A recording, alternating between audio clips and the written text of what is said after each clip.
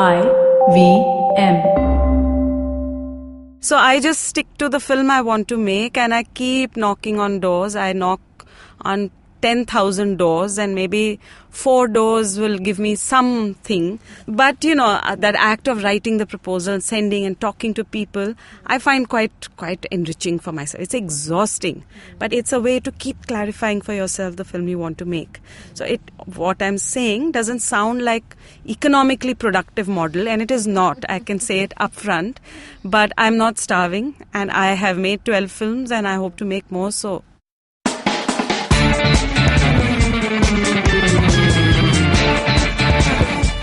hello beautiful people, welcome to season 2 of Anything But Bollywood, the Mami special. We are talking to Indian filmmakers that had their film screening at the 19th edition of the Mumbai International Film Festival. On this week's episode, I'm talking to Surabhi Sharma, whose documentary film Phir, Samm, Aana screened at Mami. Surabhi has made several feature-length documentaries on gender, globalization and music. Her films have been awarded at Film South Asia, the Kara Film Festival, among several others. Her films have screened at the Yamagata International Documentary Film Festival in Japan, at the Dubai International Film Festival, the Singapore Film Festival, and she has also won grants from BritDoc, Puma Catalyst Award, the Asia Pacific Screen Awards, Ford Foundation, HIVOS, among several others. She's also done a bunch of video installations that have screened at Shanghai Biennale and the Shenzhen Biennale, among several others.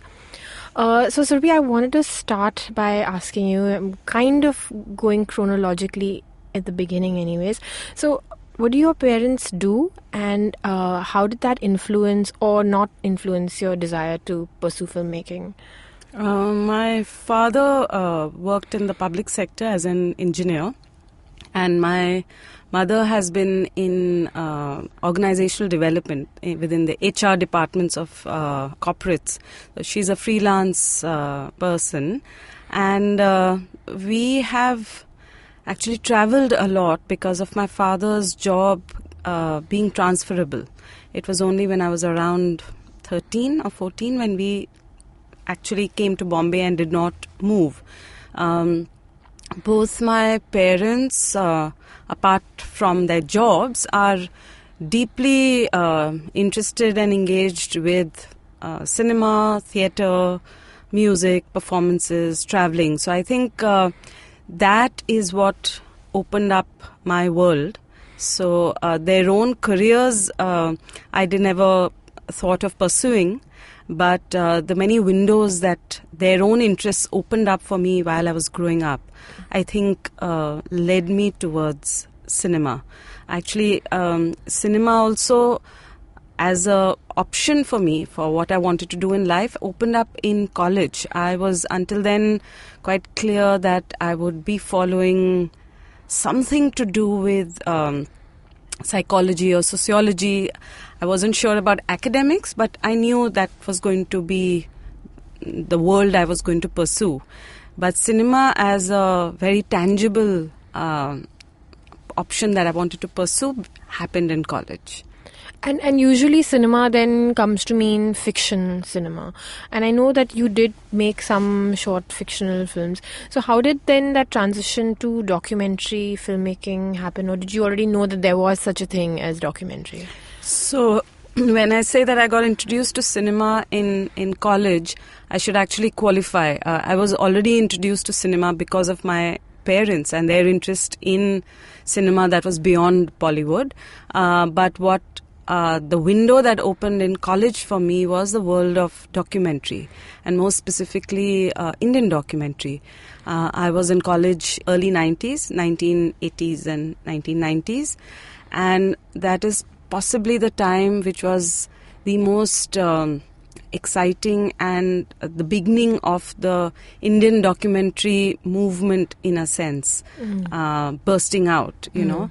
So it was an interesting time to be in college because we managed to see the kind of films people were making that was outside of Bollywood and outside of fiction, because in the 70s and the 80s there was already a very strong parallel cinema movement that I had been exposed to because of my parents. But the late 80s and early 90s was the time when people moved out out of that genre and had started really engaging with contemporary politics through cinema. And that, in a sense, is what inspired me. So, although later on I went to the Film Institute Pune to train, and our training was almost entirely in fiction, but my passion for cinema came through this discovery of documentary. So mine is a slightly different journey. So through documentary is when I decided I wanted to be a filmmaker and trained myself, although the training was fiction, and fiction is something I enjoy as deeply and intensely as I do documentary as an audience. As a practitioner, when I came out of film school, where everybody automatically tries to make the first fiction film, I knew making my first fiction film on my own terms would take many years.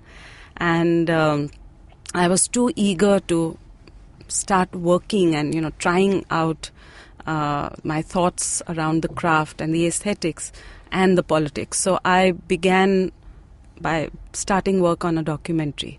That was Jari Mari, right? That was Jari Mari of Cloth and Other Stories. I made it literally, I think, 2 years after I graduated from film school. Those 2 years were spent in trying to make that film.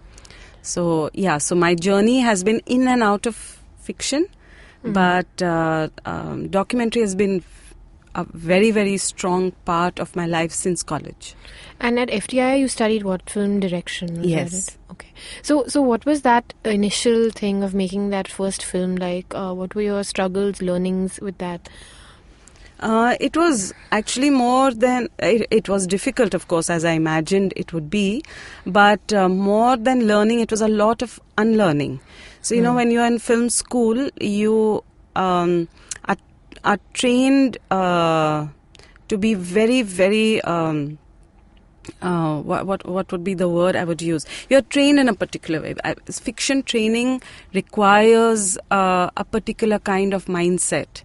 But when I went out and started work on my documentary, it had to be a complete unlearning. So I'll give you simple examples. For example, when you film fiction, you're looking to shoot outdoors in nice light, right? So you're looking for early morning or dawn or dusk, or the magical times when light is beautiful.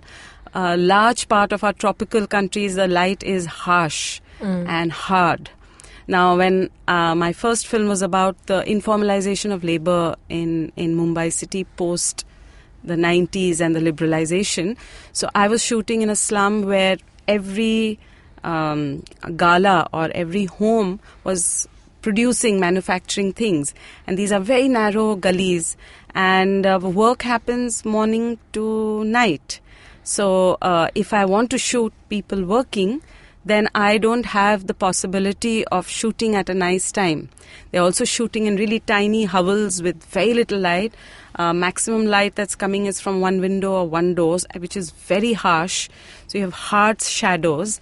And my cinematographer, who's also from FTI and is now making very important fiction films, he and I discussed that the kind of aesthetics one aspired towards in film school was really not the aesthetic of this film. And we had to unlearn fully and work with a very different idea of a good shot. What is good light? What is good sound? My sound recordist, again, she's from FTI. We were all contemporaries, so we were very good friends. And we all began work with them not knowing whether I could pay them. I was still struggling to get funds. But, for example, I'll give you a story. I had to do an interview with this woman whose house is just behind the airport wall.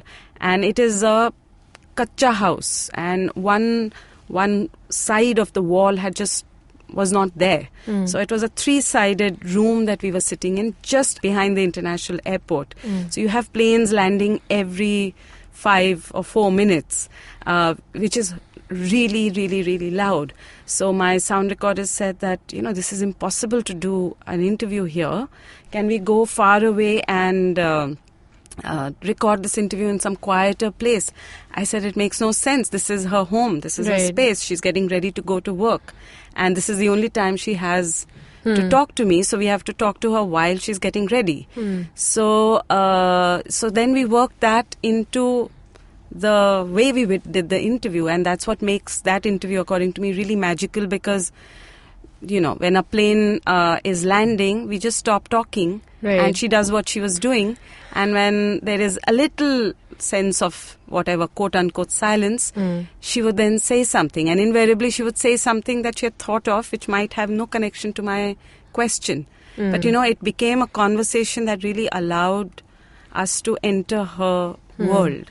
So, things like this. It was possibly the most exciting experience of my life, actually, because, first film, so everything was, you were defining who you were as a filmmaker.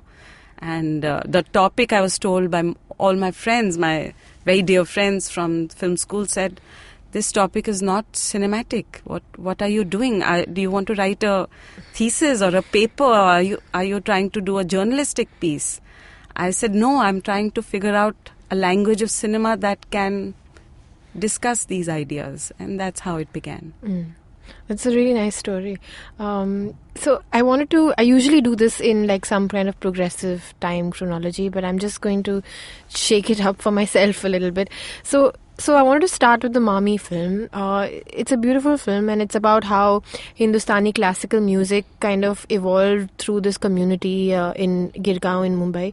So as I was watching it, especially the first 15 minutes of the film where you just have these spaces and these voices, it did give me a feeling of being almost like a video art piece. And then I was researching it and discovered that it did have, at some point, it did take that shape. So I wanted to ask you, how did the project evolve? How did it start? And if you can just explain a little bit about the project. So, my journey from my first film to this film is, in terms of my own craft and my own filmmaking practice, is really a long journey. It's almost as if two different people might have made these two films. So it's been how many years? My first film was 2001 and this was 2017. So 16 years. But each of my film, I have sort of constantly kept moving. So I saw that there was like a progression, and there, you can kind of see those moments in it that are going to evolve. So it was very interesting to watch actually each of your three films on music, which was Jahaji Music and Bideshiya in Bambai and Phir. So if we can these three music films are critical to how this project came about. My earlier films, majority of them were actually looking at labor and globalization, and that was what I had wanted to sort of stay with. But somewhere along the way, there's a collaboration with an academic, Dr. Tejaswini Niranjana, who's looking at music. She's not an ethnomusicologist. Cultural studies is her discipline. But she has been looking at music and looking at social histories of music and looking at the kind of public sphere music creates. So Jahaji Music actually emerged out of a collaboration with her, and this was a film based in the Caribbean, and we were looking at the kind of contemporary politics and race tensions that sort of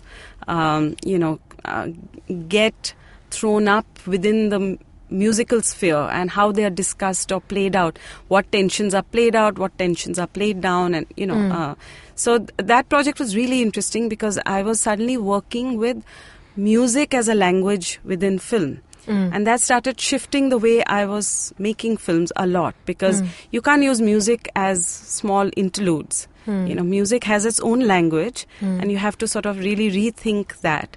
Now, the Jahaji Music was a film looking at the Caribbean, and as you know, Trinidad, almost 50% of the population are diaspora from East UP and Bihar. During colonial times, they went as indentured laborers. When I came back, that idea sort of stayed in my head, and I started looking around at Mumbai. And that was around the time that these figures came up, that 1 out of every 4 migrant worker in Mumbai is Bhojpuri.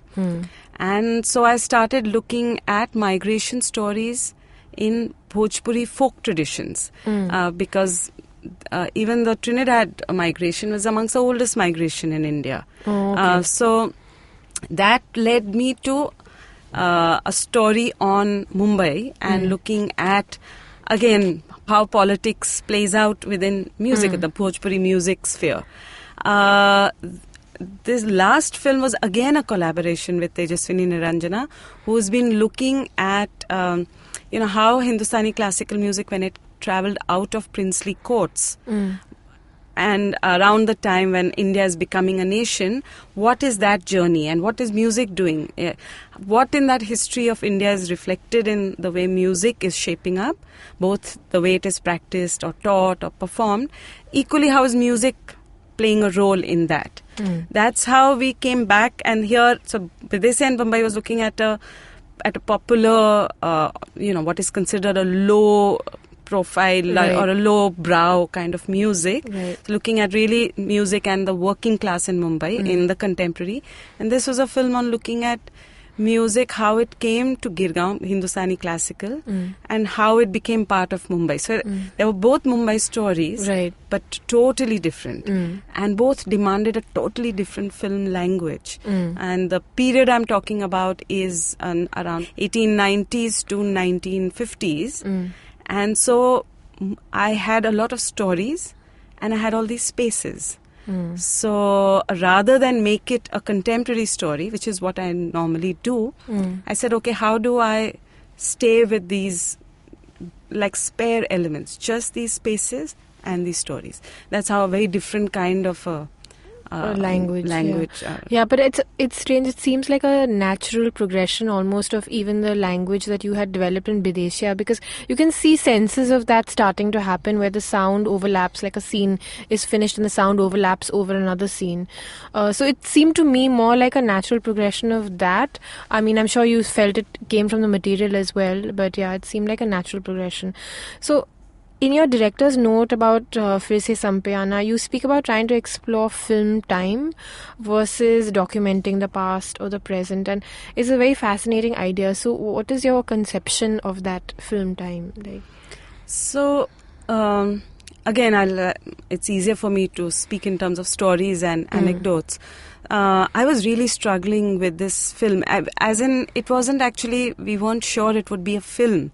It was actually a research project that Tejaswini Niranjana and I were working on together, and we put up all our research interviews online on a website called pad.ma. It's an open source. We've discussed Padma here. Yeah. So it's an open source. I've interviewed China. So we put up all the material there because I had a feeling I didn't want to lose those absolutely wonderful interviews we were doing with people on their memories of being performers or audience or being part of that music scene. But I knew that people talking to camera was a form that would take away from a certain sense, historical time that I was thinking of. So the film actually started shaping up when I went to many of these spaces.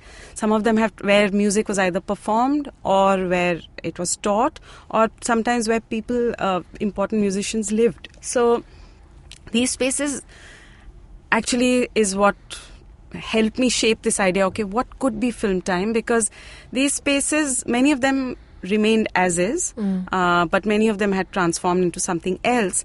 But I said I don't want to evoke a sense of nostalgia for what is lost, because what is lost, what is. But looking at these spaces gave me a very strong sense of how do I think about listening to that music that happened here 50 years back, but equally be aware of the present. And that's when I started getting a bit obsessed with this idea of, also there is a sense of musical time. So I was filming people doing their riyaz or even doing performances. And that sense of time in music, I started trying to think about what does it mean to take a shot in a space where I'm telling the story of something that happened here 50 years ago. And I don't have any other material. So it might it might sound a bit abstract, but really entering these spaces and sitting there.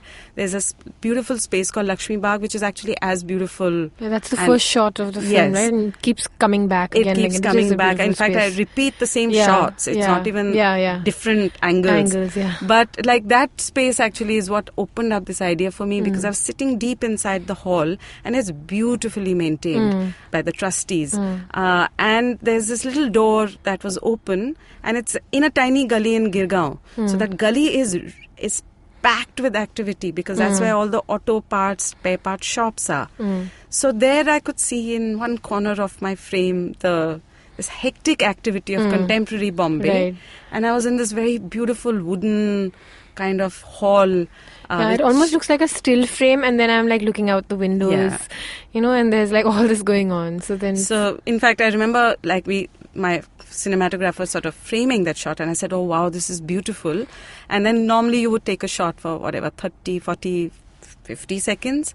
And so he gestured to me, shall I cut? And I said, let's just roll this for 5 minutes. I did not know what I would do with it. Again, I was thinking maybe something interesting happens outside the door in those 5 minutes. But when we came back and were looking at the material on our editing table, my editor and I said, okay, this makes sense. So is that then how you find the structure of your films? Is it all on the edit table? Yeah, I personally have a very strong idea of what is the larger conceptual frame within which I'm making the film. But the form of the film, actually I keep bouncing back off my material. So while shooting also it's taking shape, but primarily during editing. So how long did it take you to film this film and then to edit it? This film took a very, very long time, because initially it was a research project. Almost 4 years actually. So it was a research project. So for a year or two we were just doing all our research interviews and shooting in these different spaces. And then, as you mentioned, these exhibitions happened. So I was working on these video installations, which requires a totally different engagement with the material. It was working on those video installations that I had started developing a different relationship with my material than from my usual way of working. Yeah, there's very fascinating choices that you make, and I thought like the end was very powerful, where she's singing but there's no sound coming out. I think that was very, very powerful. The video art, in a sense, made me think about my material differently. But the process of how this film shapes up is really like a very intense engagement with my material. So even while editing, then, one went back and shot a few things. This disembodied voices and these stories, it was very hard to do it because the stories are fascinating and so many. The film has maybe 20% of the number of amazing stories we have, and to unhook the stories from the personal history of the person telling us a story was quite a dangerous move, because we were talking to very important musicians, right? And you don't mention their names. I don't mention their names. Their faces never show up, and their stories are also fractured. They're not complete, so it's even hard to identify. But the reason I did that was, there are lots of gaps in the story that we can tell about Hindustani classical music in Mumbai or elsewhere in modern India. Because for centuries, the kind of people who, in a sense, carried the music from generation to generation, somewhere along the way, especially in Mumbai, that changed. So typically, there were the ustads from the princely courts and the courtesans from attached to different aristocrats and princely courts, who were the ones who actually brought the music to Mumbai. And over time, so they were part of also teaching music, and over time those identities disappeared. And many of it is because people didn't want to be identified as a Devadasi or a Tawaif or a courtesan from this court or the other. So those identities disappeared. And in my research, I knew that was a big gap. Everybody was sort of alluding to where does this rich tradition of music, who kept it alive for so long. But there was no way, unless I was sort of to use text or say it directly. So through the stories themselves, there was always, everybody was alluding to this. And so I felt that if there is an absence that is there, let me make everybody an absence and let me make it all, so you now do get a sense that there are narratives that are missing. Right. So it was to make everything slightly fuzzy, to evoke that there are lots of absences as much as there is presence. So I don't know if it communicates. Yeah, it does. And now that we're talking about it, I'm thinking about it more. So you mentioned in one interview, I think you said that what you shoot now has become important. Like, how do you... Because, like you said, Hindustani classical music is like you can sprawl all over the place, right? And you can go into every little nook and cranny. So even when you're shooting, how do you make that decision on what you're going to shoot? I know you said you go in with some kind of an idea. So how do you structure your shoot? How do you know, okay, I'm going to shoot this today? So this was very focused, right? So here I was looking at the history of Hindustani classical music in Mumbai at a time when the city is becoming a city, at that period. Our research was actually all of Mumbai. So we've done a lot of research interviews that are looking at other spaces as well. I must mention that this research project was actually funded by the Heritage Conservation Society of the MMRDA. So their interest was very specific. They were looking at us documenting a cultural heritage, not a physical heritage, but cultural heritage. So that was a very focused set of, interviews that we were looking at. While doing those interviews, I got fascinated by the Girgaon story because in fact it is the oldest part of the story in terms of a neighborhood, and also because it's such a small neighborhood. Right. And there's this person who figures in the film as well, who he's not really a music practitioner, but he's grown up in that area and is a very keen rasik of music.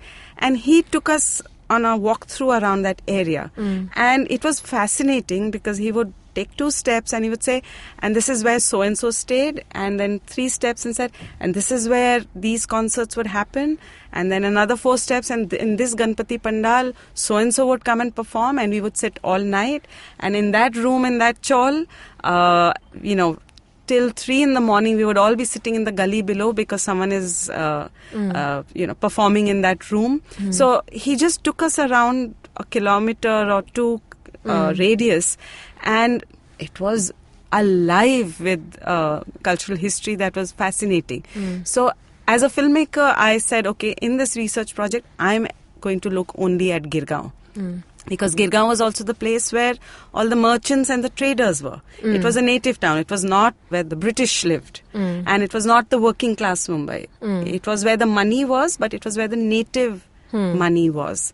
And that is where music, so that connection was important because the merchants were now the patrons. Right. So as a filmmaker, I'm constantly narrowing down. And then, of course, once I went into these spaces, I knew that this is actually the center of the film. We're going to take a break, and when we come back, I wanted to talk to Surabhi about her film about Bhojpuri music.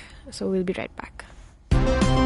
So you know that thing that people say about Mother's Day? Every day should be Mother's Day. Well, personally, I think that every day should be Star Wars Day.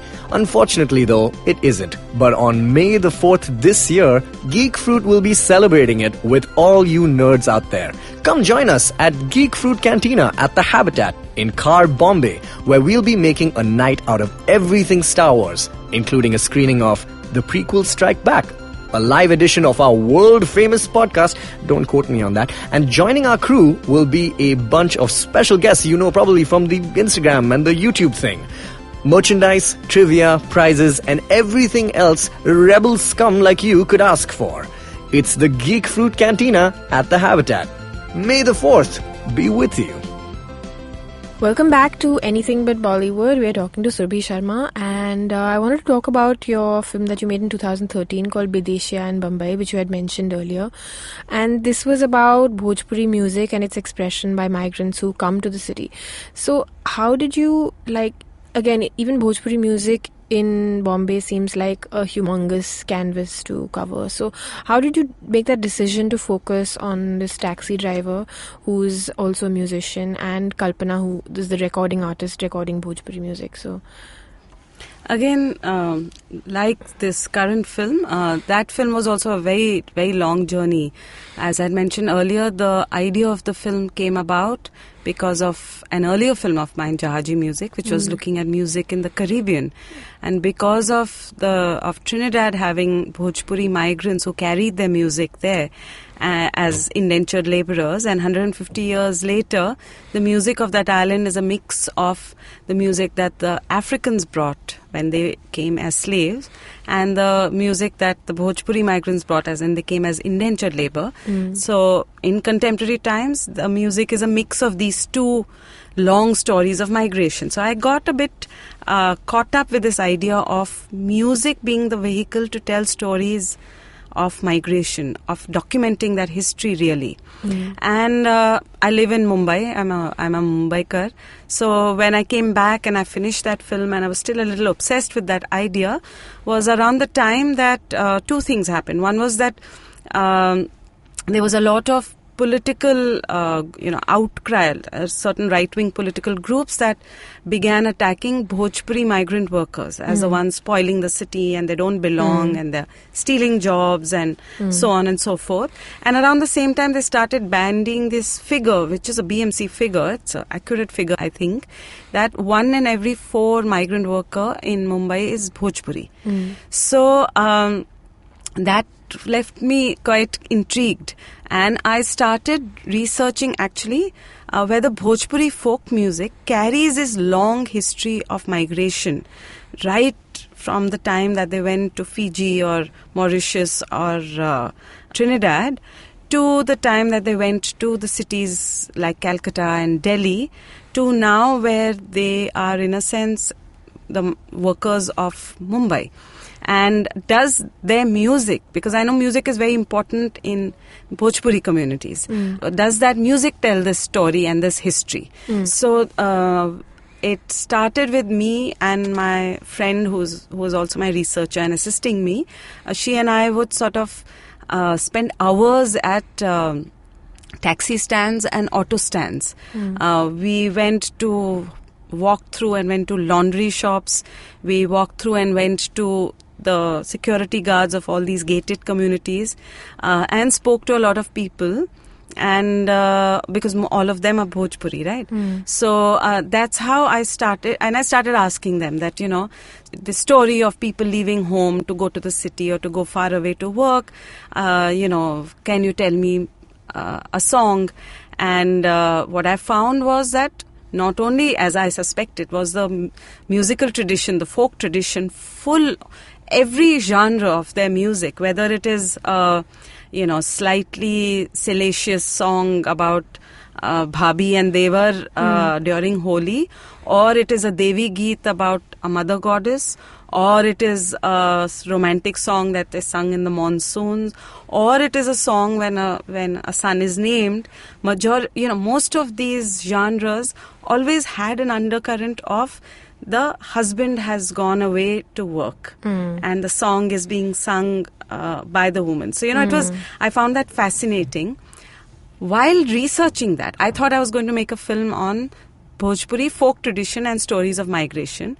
But while researching this song and being a Mumbaikar at heart and sitting in all these very Mumbai locations, each of these people I met, taxi driver, auto driver, I cannot tell you how many people opened up their stories and their knowledge of music to me, would start saying, Acha, we'll tell you a folk song, but, I have written a song, can I sing it for you? Or my friend has recorded a song, can I play it for you?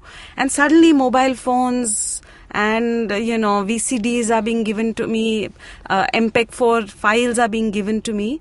And I realized that actually Bhojpuri folk traditions is alive and thriving as contemporary music. And there are a lot of people starting from a small-time building contractor who has asked his bus conductor friend to record a song for him, and he's produced an album with 5,000 copies, to big music companies working with stars and really important and wonderful singers like Kalpana. That music is alive and well. So while I was looking for this music production, it took me to, I had actually planned to make this film, not a Mumbai film. It was supposed to be a film looking at the Bhojpuri music industry. So I had gone to UP, I was supposed to go to Bihar, I had gone to Delhi, I had done a lot of research. But in Mumbai, what was fascinating was, someone would call me up and say, "Hamari aaj recording hai is studio mein, aap wahan aa jaiye." And I would go and I would be in the middle of a basti, and basti ke andar, in this completely very basic equipment and technology, a group of people have got together, pooled in money, and are producing their album. Or somebody would call me and say, at the time when I realized that this has to be a Mumbai film, is when the singer told me that I have a big function in this place in one of the suburbs. And I went over there, and it was in the middle of a basti, and I realized that the music performance had been organized by the local politician to actually create a platform to tell the basti, don't worry, I will not let your basti get it demolished. The next time I went, this same taxi driver you're talking about, he used to live in Khar.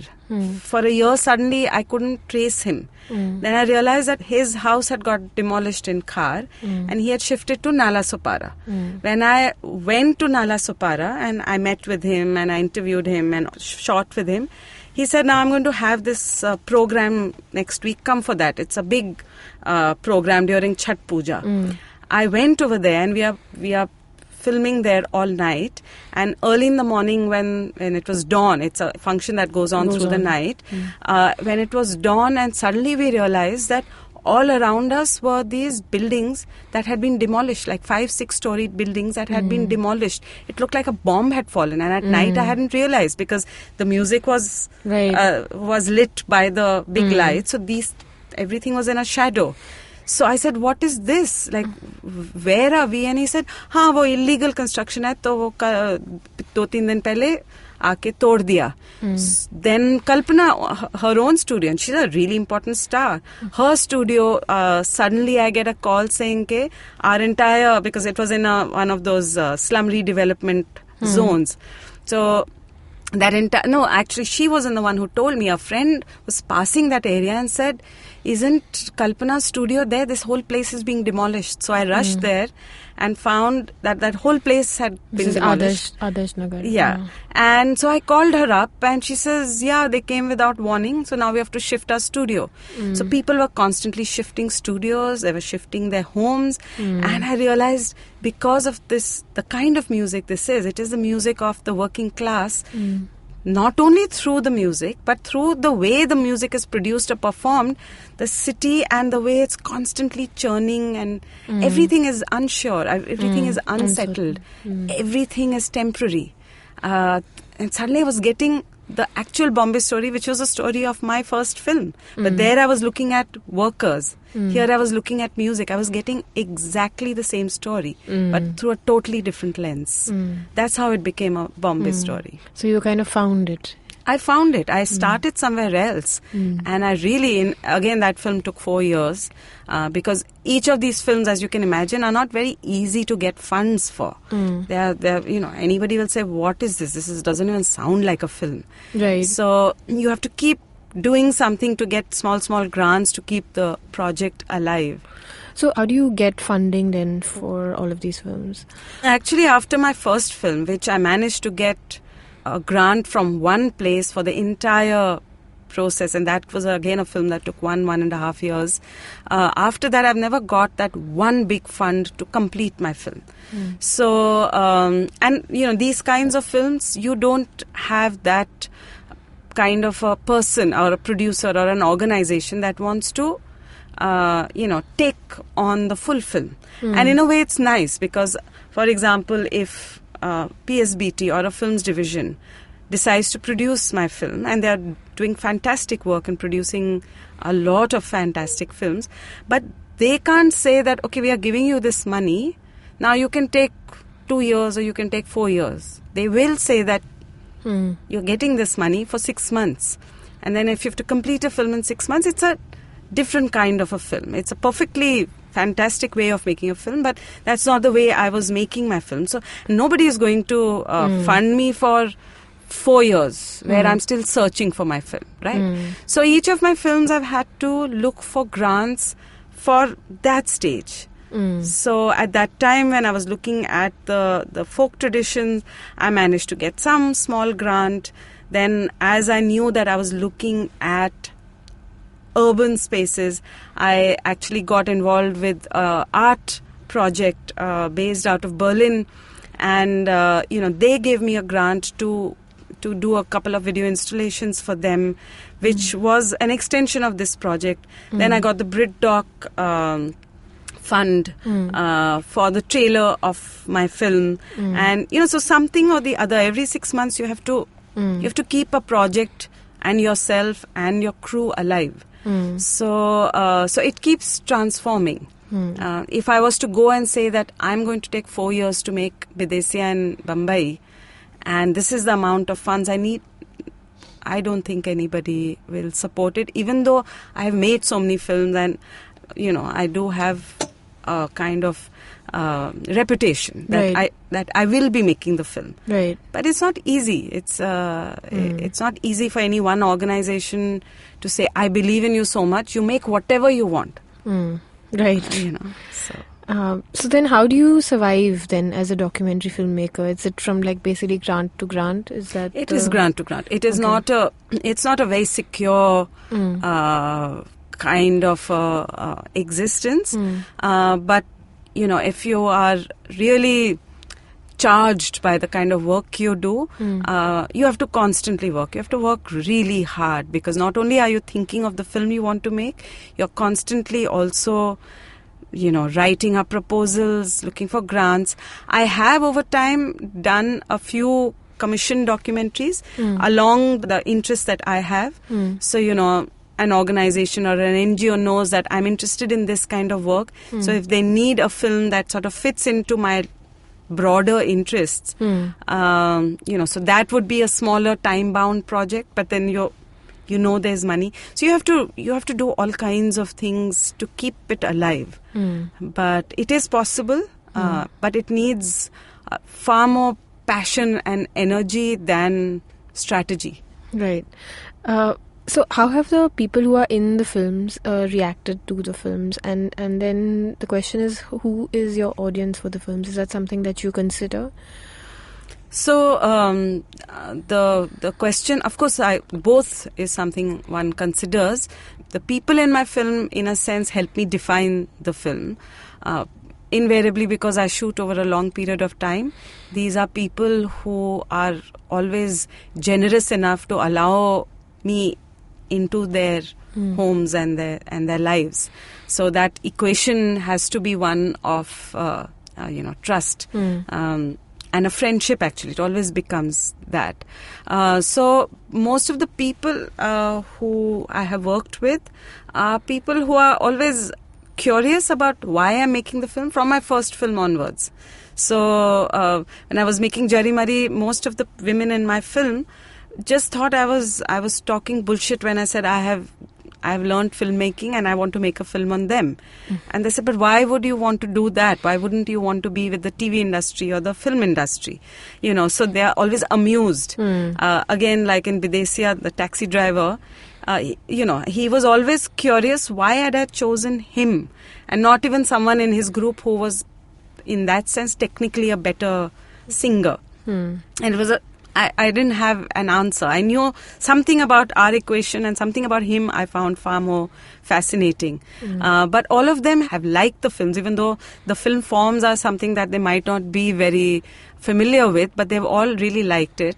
In fact, in Bidesiya, both Kalpana, who is this reigning star actually, and this taxi driver, anonymous man in Nalaswapara, both have DVDs that I know they have shared with a lot of people. Kalpana really supports my film. And in fact, in Nala Supara, the taxi driver has had his own small screenings. I had wanted to organize one big screening, but it's almost impossible because every time something or the other is happening. Some demolition, some construction, some anxiety, so I never managed that. In Phir se Samm pe Aana, a lot of people who were part of the filmmaking have liked the film. I was nervous because I have actually erased them from the film, which is not something I've ever done before in any of my films. So I was anxious about this one, and these are very important musicians and music critics, So far I've gotten positive responses. Few have been, like I remember in the screening at Mami, someone who was not involved with the film, but he's I think a important film writer. He was there and he said, but you don't identify the names, and there's such rich stories, and as a film historian I need to know. So I said, yeah, but that's why all my interviews are up on Padma. Right. So that is a space for the researchers and the musicians and the historians where unedited 2-hour-long interviews are put up.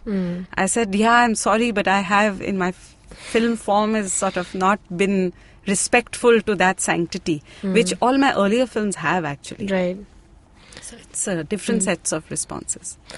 So what are the spaces then besides Mami? Like, what are the spaces that exist for a film like yours? So for most of my films, excluding this last one, most of my films have a life and are circulated in non-commercial kind of circuits. So for example, of course film festivals is a place where these films circulate, but equally most of my films have circulated in the university circuit. So universities both in India and Europe and North America.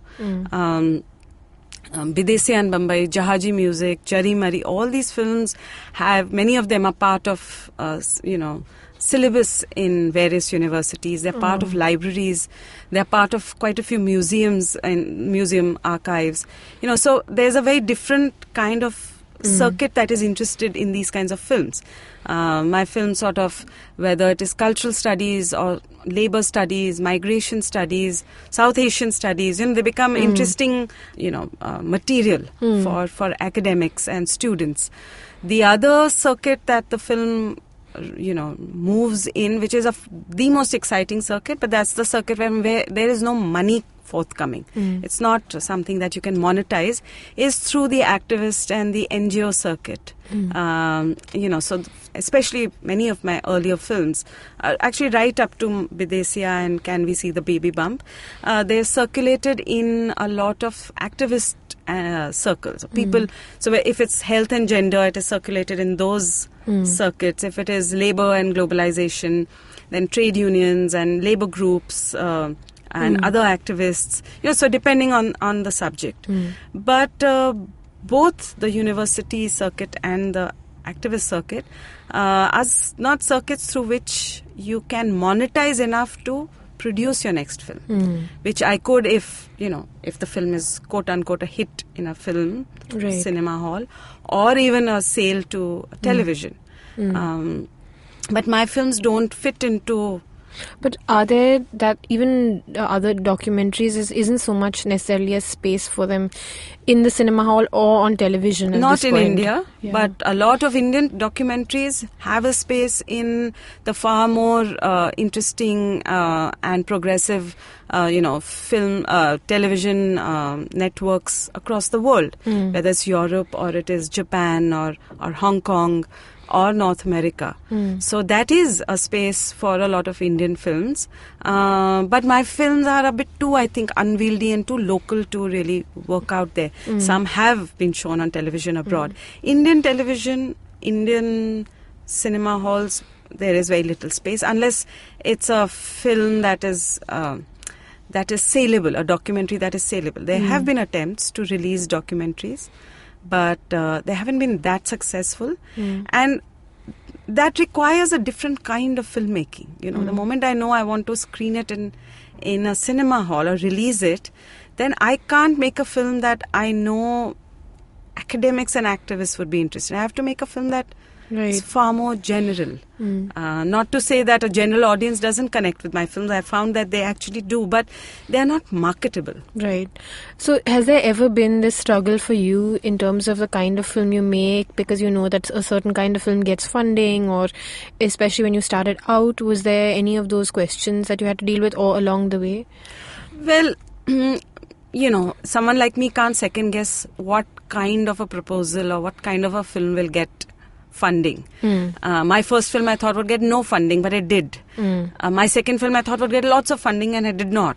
So I realized I'm quite useless at that game. That. So I just stick to the film I want to make, and I keep knocking on doors. I knock on 10,000 doors, and maybe 4 doors will give me something. So. But, that act of writing the proposal and sending and talking to people, I find quite enriching for myself. It's exhausting, but it's a way to keep clarifying for yourself the film you want to make. So all of what I'm saying doesn't sound like economically productive model, and it is not. I can say it upfront, but I'm not starving, and I have made 12 films, and I hope to make more, so... I'm sure you will. So you yourself curated films at the Films Division, FD Zone, and I think you were part of Vikalp as well. So what were your learnings about local audiences, Mumbai audiences from that? So when Vikalp happened, when it was a protest against MIF at that time asking for films to be censored, and then they removed that clause, but then in the selections we felt that they had... through selections had sort of censored a lot of very, very politically important films, because this was soon after the Gujarat riots. So we had all come together and done this alternative festival, which was a huge hit. It was at the same time as MIF, and it was across the road from MIF, but we had... all the audiences were in our space, and it was a makeshift space. At that point in time, many of us filmmakers realized that, we can't keep waiting for somebody else to circulate our films. We can't wait for teachers and academics and activists and NGOs and the government to create our own space. We have to. If these are the kind of films we are making, we have to create our own spaces. So since then, many of us, not just me, many of us filmmakers have got involved in the act of curation and taking our films to audiences, and not just your own, but actually creating packages. And in Bangalore, in Delhi, groups in UP, groups in Tamil Nadu, in Calcutta, all kinds of people in Bangalore, activists who have become platforms for doing film festivals, filmmakers who have formed groups, curated 3 years. There were 4 of us, along with many other filmmakers in the city. Every week we curated a program, and we used to have great audiences. And they were not your festival-going crowd. There would be students. Depending on the topic, suddenly you have a whole bunch of people who have come from somewhere because they're interested in that topic. And it was open to public, free. So it was really... It was a way to confirm to yourself that our films are not some, elitist kind of niche films that only a few kind of people will appreciate. Everybody, we had all kinds of people coming in. I want to shift gears and talk a little bit about identity. I hate the female filmmaker question, but it keeps coming up, and how do you deal with that when it comes up? So yeah, it's a tricky one for me. I'm quite prickly about it. So of course, I'm a woman and I'm a filmmaker, but so many of my films have actually looked at men. Right. And without realizing male desire. Yeah. And a lot of my films are looking at... They're not specifically looking at gender, so it's not looking at man or woman, but it's there as an undercurrent. And I realized over time that... so though I'm not looking at gender as an issue, only in 2 of my films I've looked at gender, and both are on women and health. But I think the way I make my films, the gaze that I have, is quite distinctly different from someone else. And I think there is value in trying to imagine what that, I would not call it the gaze of a woman filmmaker. I would call it a feminist gaze. So though I am not making films on feminism, I know that feminism has informed the way I look at my film. In fact, the structures of my films, I feel, after so many years, it wasn't conscious. Now when I look back, I realize the structures of my films are somewhat not what you would expect of neat and clean films. And I think a lot of it is because I am so deeply influenced by feminist way of looking.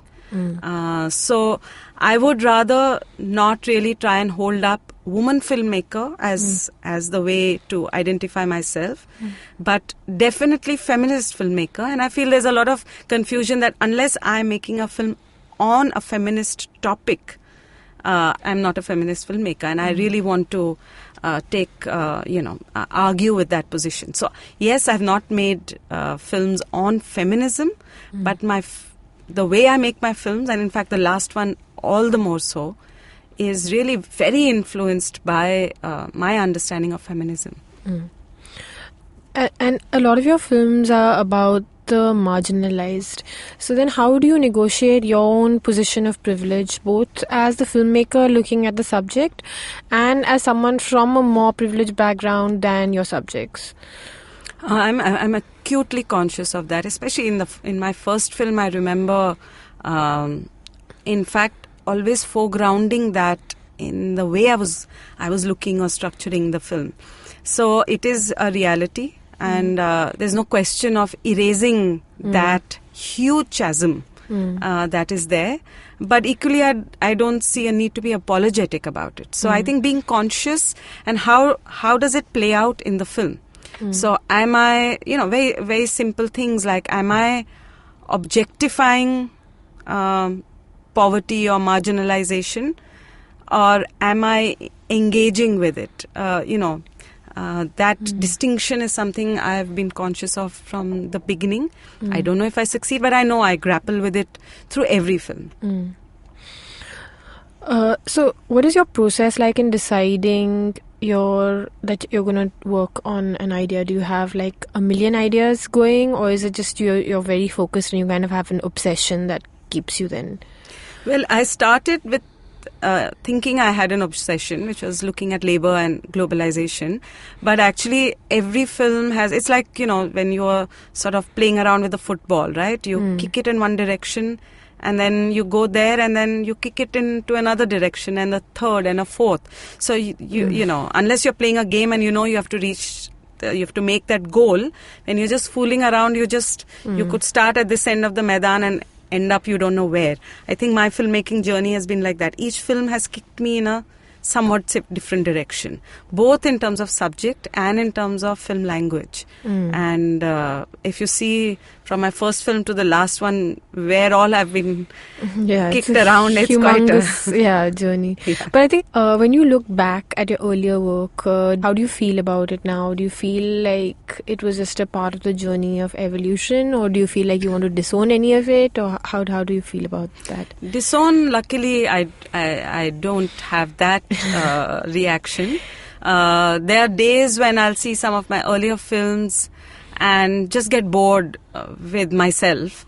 But the same film at another point in time, and I said, yes, that's what I was trying out, and I finally figured it out in this film. So it's like a continuous conversation with yourself, which is both exhausting, draining, but can also be fun. It's all three mixed. So no, I wouldn't disown. I can see what idea has got, fully explored when, and like in my earlier film, some of the things I was trying out, I was tentative about it. I am so much more confident, and maybe confident is not the word, so much more brazen.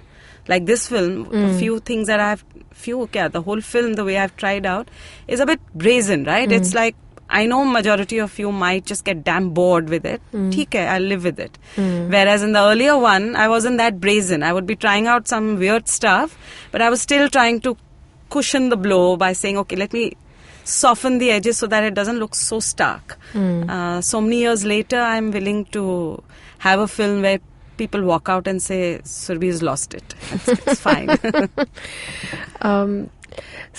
So what were the frustrations for you as an independent filmmaker when you first started out, and what are the frustrations for you today? The frustration, unfortunately, has remained the same from day one to now, is getting money to keep at it, and not, having to do 20 things constantly to keep everything, all the fire, all the fires going. That has not changed. So many films down the line, that struggle remains. But then that's the course that one has chosen. I could have made it easier for myself and actually tried to keep each film, making it easier to sort of sell, or easier to get grants. One is smart enough to know what works and what doesn't work.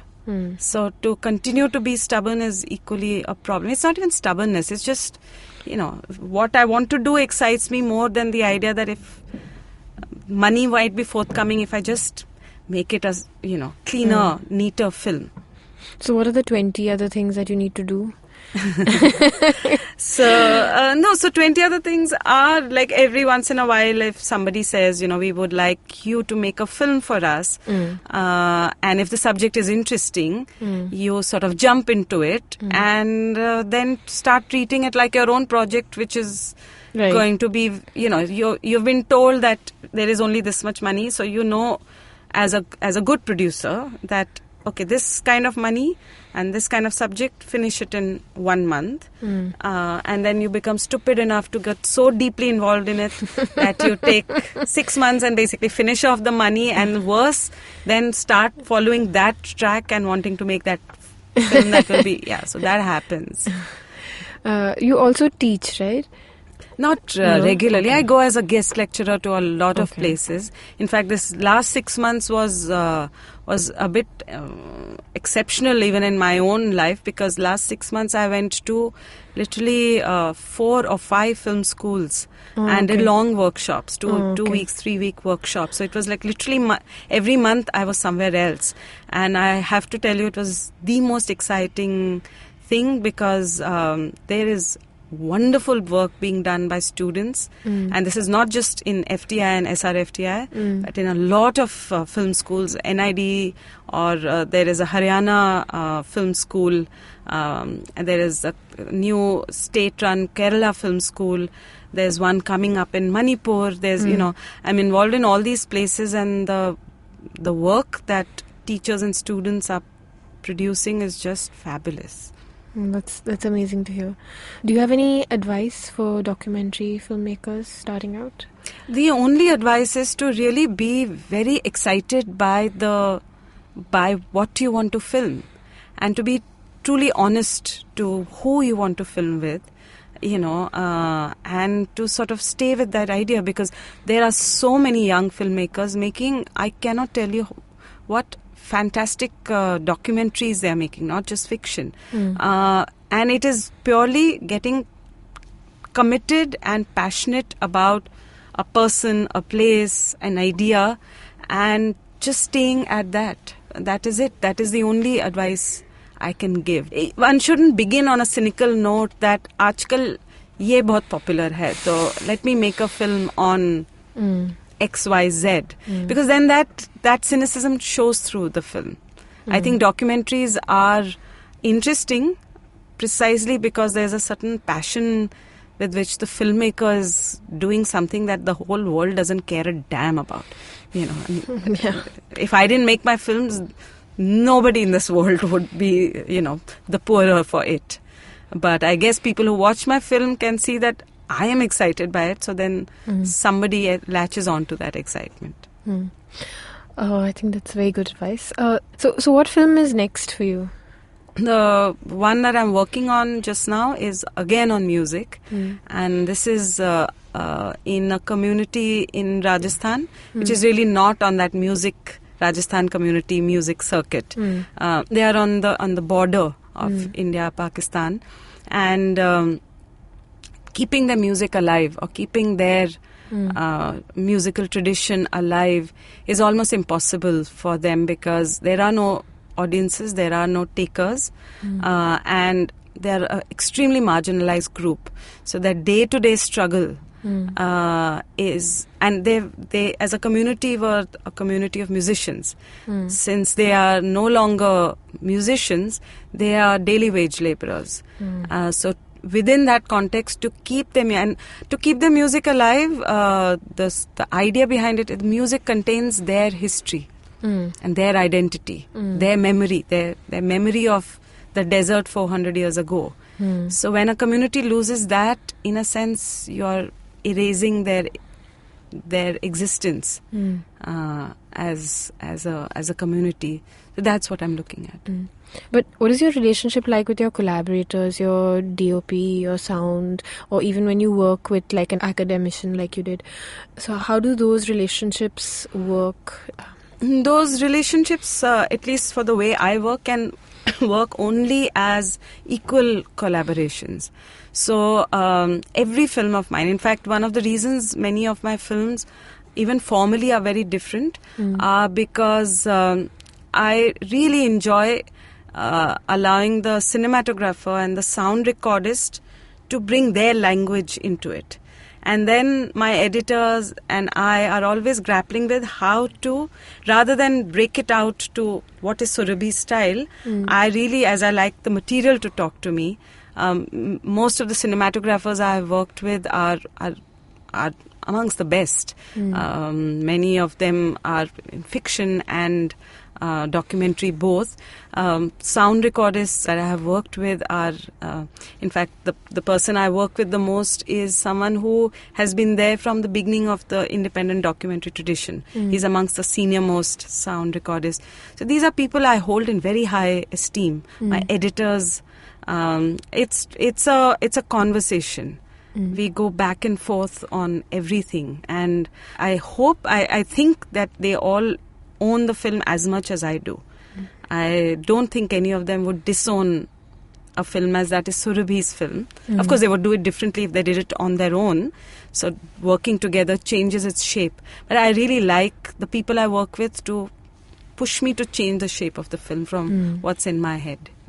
Okay, so we wind up the interview with asking for film recommendations. I am skipping film recommendations for this season, so if you have some recommendations, please do share. Well, the two recent films which were both at Mami, one is A Very Old Man with Enormous Wings by Pratik Vats, documentary. I would highly recommend that.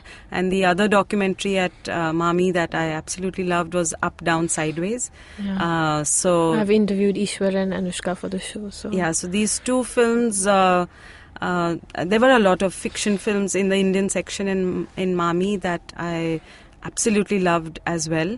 And the recent MIF had an amazing selection of films. So it's hard to recommend that one or two, but I'll stick with these two. Okay, all right, great. Thank you so much, Surabhi. And that's it. That's our show for today. Thank you all for listening. If you need to give any comments, questions, suggestions, you can reach me on Twitter at Neha Arthak, and you can reach us at IVM Podcasts. Thank you. Thank you all for listening. If you have any comments, feedbacks or questions, we would love to hear from you. So tweet me at Neha Arthak, or you can reach out to us on IVM Podcasts. We are on Facebook, Instagram and Twitter. Thanks for listening.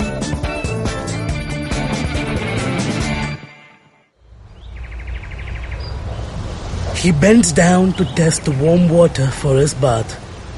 He comes here to quench his thirst for a hot shower and some podcasts.